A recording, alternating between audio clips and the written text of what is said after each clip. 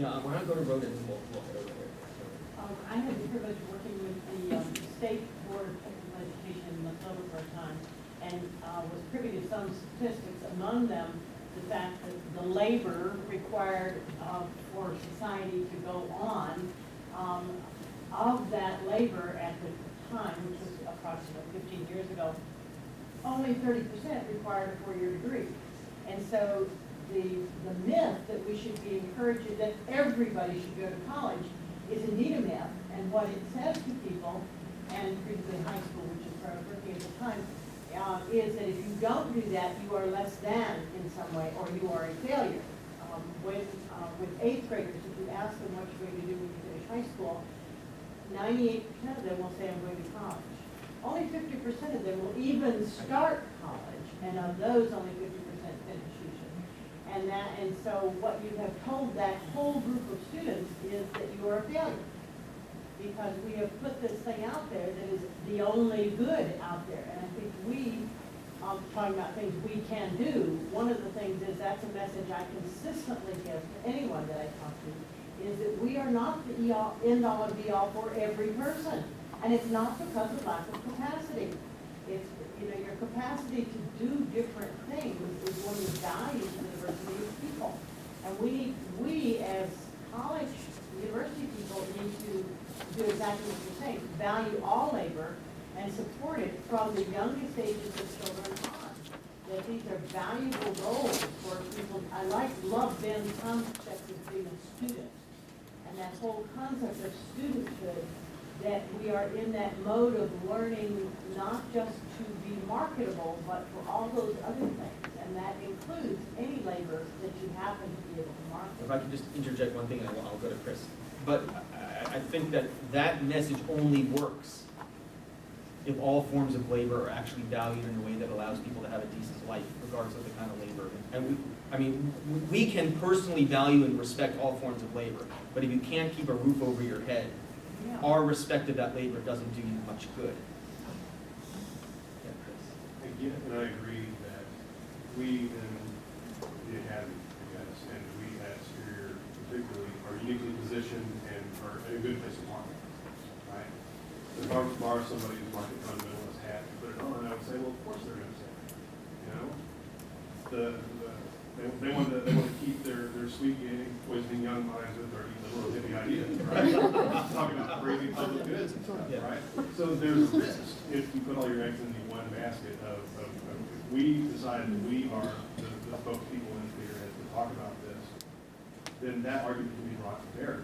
So how do we bring other people who don't have that fox guarding the hen house kind of look to them into the argument and get them to talk on our behalf? I think from a position of political strategy, that's one of the most important questions. Is I think what you say is exactly right. But we have allies. I mean, we have students here, right? Yeah, that's what I would say too. Yeah. Sort of what I was trying to say. So it's not just, I think what you're saying, there's some merit to it, but I think the student is uniquely positioned. You cannot level the arguments you just made against the student. They are in that same position with those resources available to them in the academy.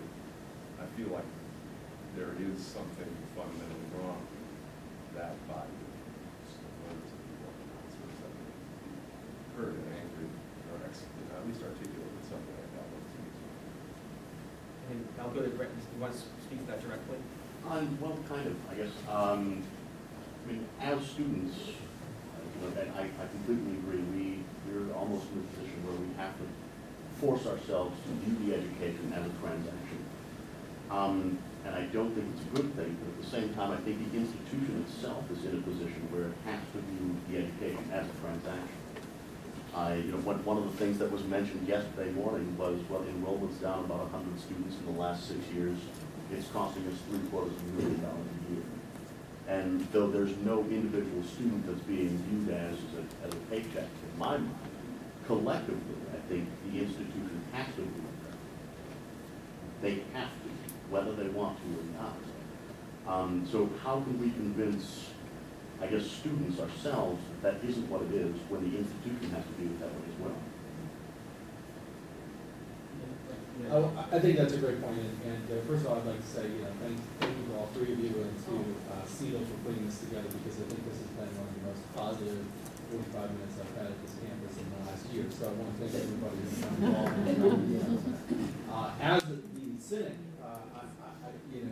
of the group, one might say, I think that I want to get a little bit back to the kind of interpersonal community relationships that we have, and I was glad that you had referenced what Martha said this morning too, because I think that within these discussions there emerges a number of other complications on a day-to-day level.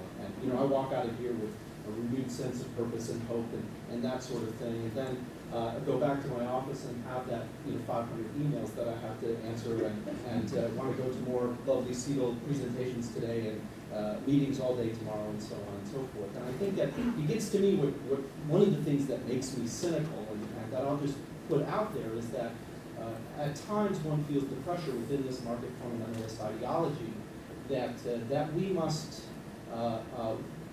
live to work. And I reject that notion personally on a host of different ways. And I think that all of us in some ways at times, because the demands on us here at UW Superior are intense on a day-to-day basis, whatever your position, faculty, staff, and so forth. And it occurs to me that is buying into the whole market fundamentalist ideology in the first place, is to recognize that what we do here, I love teaching. I've made a conscious choice to do it, and I feel like I do it successfully to some extent. But that's one part of my greater life as well, and that's where the devalue, I think, comes into play when we buy into these market fundamentalist ideologies. Is this concept that, I'm not working hard enough to prove my lot, to prove the qualities that I bring to the table, to prove that I'm an effective teacher or an effective staff member at this university.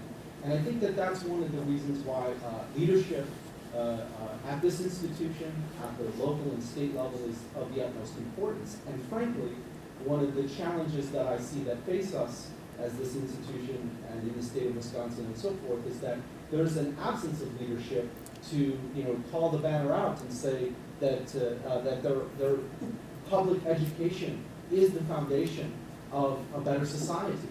And when we look at students in terms of dollar figures like yesterday or whatever the case might be, those are very discouraging messages. I know they're part of the greater reality. Or when we constantly hear the message about how we are in a retention crisis and so on. Those are challenging messages to hear when fundamentally what we're trying to do on a day-to-day basis is challenging enough. And so, I don't know, there's a lot there, a lot of thoughts that come to mind, but I just want to thank you for putting this forward. I walked away thinking about a whole host of different changes. So our time is just about up, and we still have to do the door prizes. I'd love to get one last comment from Joe, and thank everybody for coming, and then we'll quickly do door prizes. So Joe, why don't you finish us off? I just wanted to say that I too embrace that notion of I don't live to work. I'd also like to say on a personal level, my first reason for coming to the University of Wisconsin Superior, or education in general, starting from labor education actually first, and deciding myself to move into a university education, was my own personal development first and work later. So as far as for me, I personally believe the greatest revolution takes place inside of my mind and then can be brought out through activism.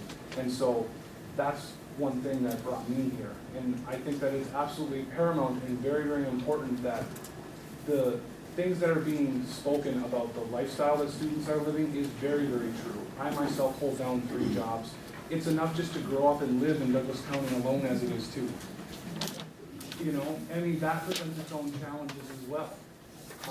So it's very, very important that we look at this in a very crucial way, but none of this means anything unless everyone in here gives a damn about one another.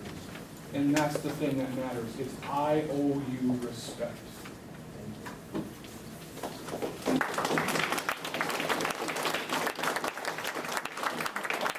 I want to mention that Eri Fujita has very graciously put together a short list of resources for further reading on this idea of market fundamentalism, the current crisis, and its impact on higher education. So that is going around. If there are not enough of the sheets for everyone to get one, feel free to email Eri. We're going to quickly do door prizes. First, the umbrella. And a pen. Umbrella and a pen.